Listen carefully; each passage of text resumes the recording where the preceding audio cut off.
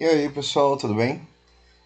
A gente vai seguir com mais uma aplicação do que a gente vem tratando sobre equações de curvas paramétricas, né?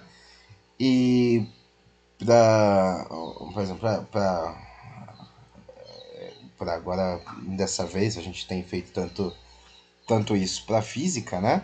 Vamos continuar com o pezinho na física, mas agora a gente vai para astronomia. Então, ao estudar os dados dos os dados do astrônomo dinamarquês Tycho Brahe sobre o movimento dos planetas, o Kepler ele formulou três leis empíricas. Dois deles podem ser enunciados de um jeito bem fácil, né? A segunda lei, que é a que a gente vai tratar com mais importância aqui, que ele diz que um planeta se move em um plano e que o vetor radial que sai do Sol até o planeta, ele varre áreas iguais em tempos iguais, tá? E a primeira lei de Kepler, que os planetas, as órbitas dos planetas, elas no plano são elipses, com o Sol sendo um dos focos da elipse. Então, dessas leis, o Newton deduziu que as forças que mantém os planetas na órbita tem magnitudes um sobre d quadrado, onde d vai ser a distância do planeta até o Sol. Mas, né, ele estava assim apoiado, né, nas observações tanto do Tycho Brahe quanto nas observações do Kepler, né? E além disso, a gente estava voltando para o Sol, né? Ou como se disse, ela é uma força central, já que o Sol estava colocado na origem, tá? Era colocado na origem no sistema de coordenadas que o Newton propõe. Usando um pouco de análise vetorial, sem coordenadas, a gente pode mostrar que a segunda lei de Newton é equivalente a uma força ser central, tá? Então, é mais difícil mostrar que uma órbita elíptica implica na magnitude da força, e que é da forma k sobre d quadrado e vice-versa. Então, isso a gente vai usar a análise em coordenadas polares e requer uma solução não linear de equações, uma solução de equações diferenciais não lineares, tá?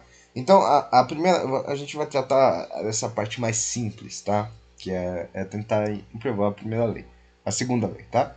Então, vamos começar com R, um R de t e um S de t, dois vetores diferenciáveis, né? Que são funções no espaço 2D ou no espaço 3D. Então, a diferencial, se eu quiser diferenciar um produto escalar de R com S, eu posso diferenciar R. Tá? Isso aqui é diferenciar no tempo, tá? Diferenciar no tempo. Eu posso diferenciar R no tempo, né?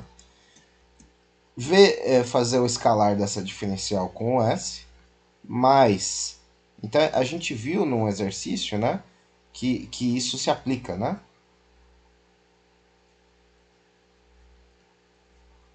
Isso se aplica para o produto escalar. Né? De forma semelhante, se eu quiser diferenciar o produto vetorial,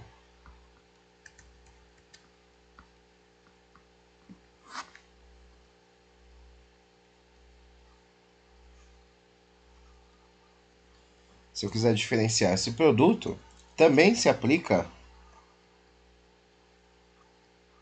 a regra de diferencial de multiplicação, né?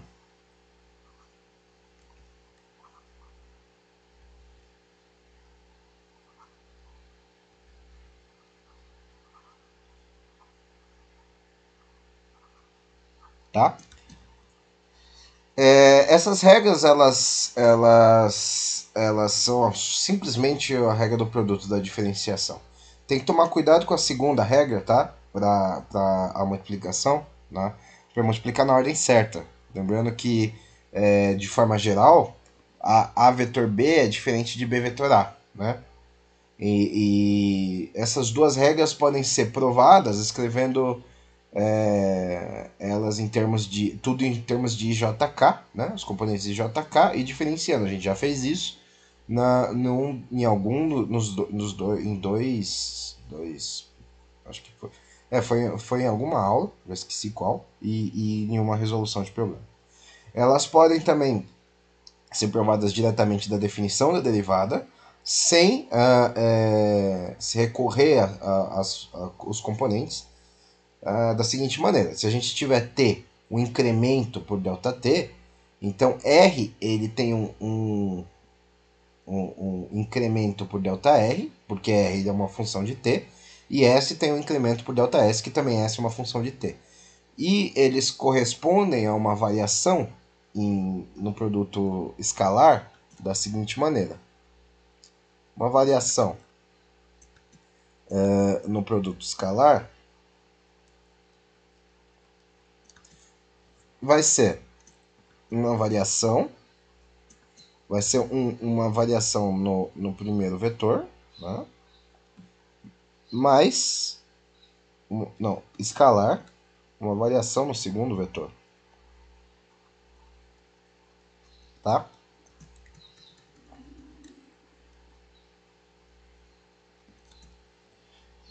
Isso menos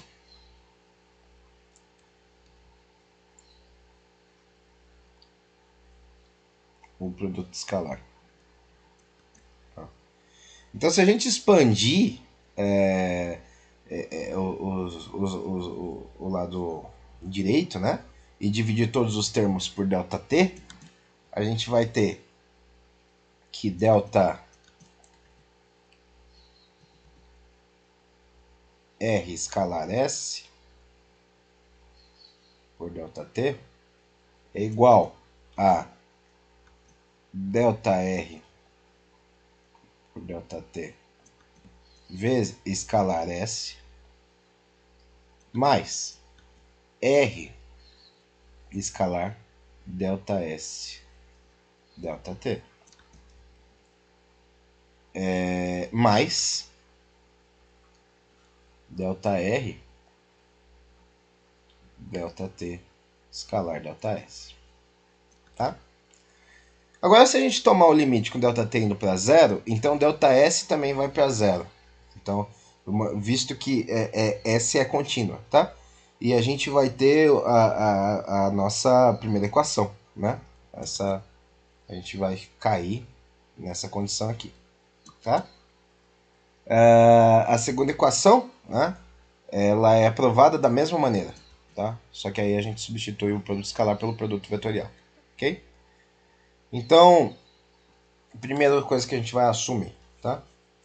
Então, para mostrar que as forças elas são centrais, isso é, elas são sempre em direção ao Sol, na mesma direção do Sol, é equivalente à segunda lei de, que essa ideia é equivalente à segunda lei de Kepler. A gente precisa transladar que usando cálculos, né? Usando cálculo,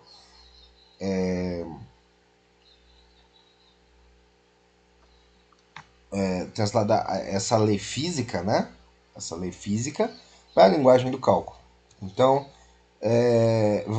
a ideia de varrer áreas iguais em tempos iguais significa que o vetor radial varre áreas a uma taxa constante. Tá? Então, a primeira coisa aqui é obter uma expressão matemática para essa taxa. Se a gente se referir a uma ideia, né, de figura, então eu tenho lá uma trajetória. Tenho lá uma trajetória aqui e aqui está o Sol. Em algum lugar está o Sol, e aí tem um lugar aqui, tem outro lugar aqui. Então, o planeta saiu dessa posição e foi para essa outra posição, tá? Então, esse aqui é o vetor R e esse é o vetor R mais ΔR. Primeira consequência é que esse vetor aqui é ΔR.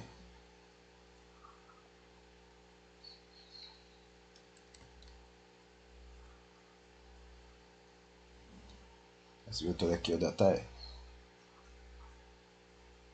Tá?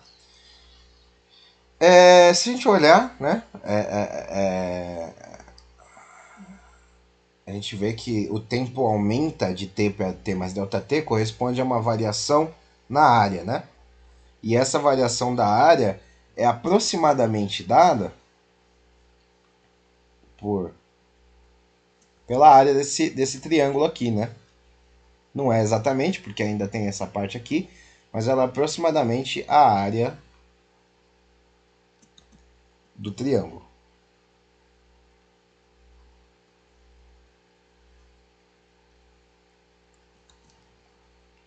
Que é um meio do módulo do vetor R vetorial ΔR. Tá? Não sei porque que eu fiz esses módulos tão grandes, acho que é por causa do meio, eu botei na cabeça que... Tá? Então, beleza. Para ter, se a gente tiver um triângulo, como o triângulo é metade da área do paralelogramo, a gente chega nessa forma. Então, duas vezes, pode reorganizar isso aqui, duas vezes a área percorrida por esse vetor no tempo precisa ser aproximadamente o módulo de R vetor ΔR ΔT. Tá? Só dividir por t dos dois lados. Se eu fizer t indo para zero, né? ΔT indo para zero, então na condição de ΔT indo para zero, a gente vai chegar que duas vezes a derivada da área no tempo, tá, é igual ao valor absoluto de R vezes a derivada de R no tempo. Tá? E o que é isso, né? Isso aqui é R vetorial V. Tá?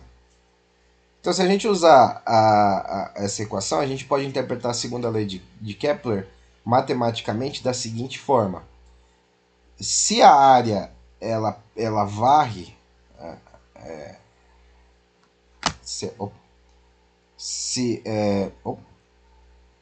eu estou fazendo um monte de besteira aqui.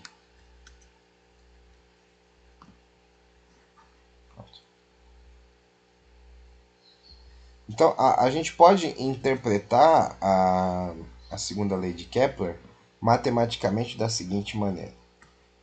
Como a área é varrida a uma taxa constante, né, dAdt, tá, tem que ser constante. Então, isso sai de Kepler, tá?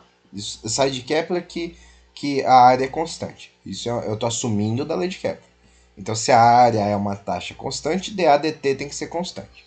Então, a consequência é que R vetor V, a norma de R vetor V, precisa ser constante também. E eu não estou achando agora o... Que legal. Então, a consequência é que R vetor V também tem que ser constante. Tá? Então, isso a gente tira do Kepler, tá? Isso não sai de nenhuma equação, isso sai do Kepler.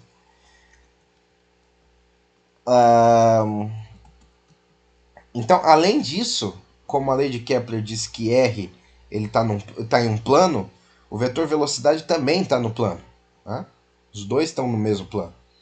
E, portanto, R vetorial V tem uma direção constante, que é perpendicular ao plano do movimento. Tá? Então, a direção e magnitude de R vetor V, elas são ambas constantes. Logo, R vetor V, sem o módulo, tá? É igual sempre ao mesmo vetor, que é um vetor constante. Tá?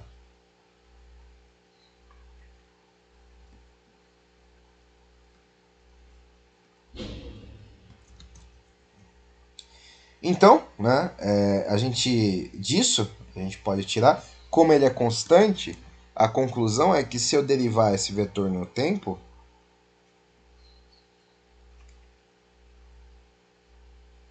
tá?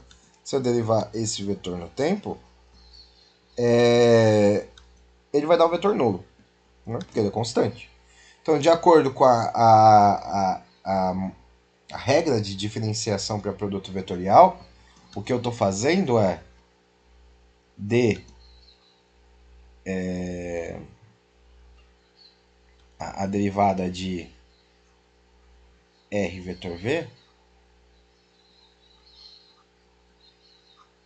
é o que? É V vetor V mais a R vetor aceleração. Né? Então, ou seja, isso aqui é zero. Tá? Isso é zero.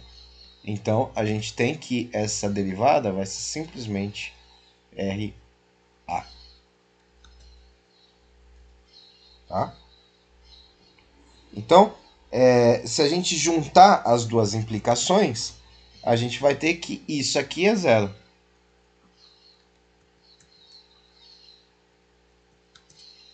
Tá? Isso mostra que o vetor de aceleração é paralelo ao vetor radial, ao vetor posição, mas na direção oposta, dado que os planetas eles estão rodando em volta do Sol, tá? E não andando infinitamente sem rumo aí, errante. Então A é uma direcionado para o centro, isso é, para o Sol. E pela segunda lei de Newton, força igual a massa vezes a aceleração, a força é também direcionada no sentido do Sol. Note que o centro ele não significa centro da elipse, tá? Da órbita da elipse. Mas a origem matemática, isso é, a cauda do vetor radial, tá? Como a gente está tratando sendo a posição do Sol. A, então, o raciocínio é reversível. Tá? Então, por movimento sobre qualquer tipo de força central, o caminho do movimento vai estar no plano e a área vai ser varrida pelo vetor radial a uma taxa constante. Então aqui a gente vê que a observação da segunda lei de Kepler e a do Newton são equivalentes.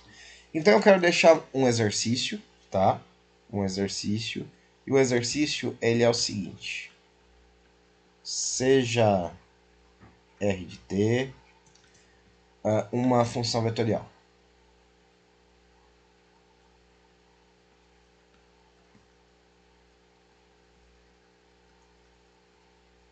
Tá? Prove usando componentes.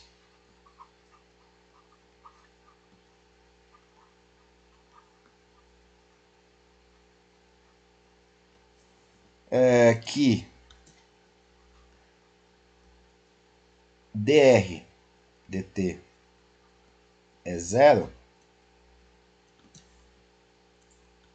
Se dr dt é zero, isso implica que r de t é uma constante, é um vetor constante. Tá? R de t é k, onde k é um vetor constante.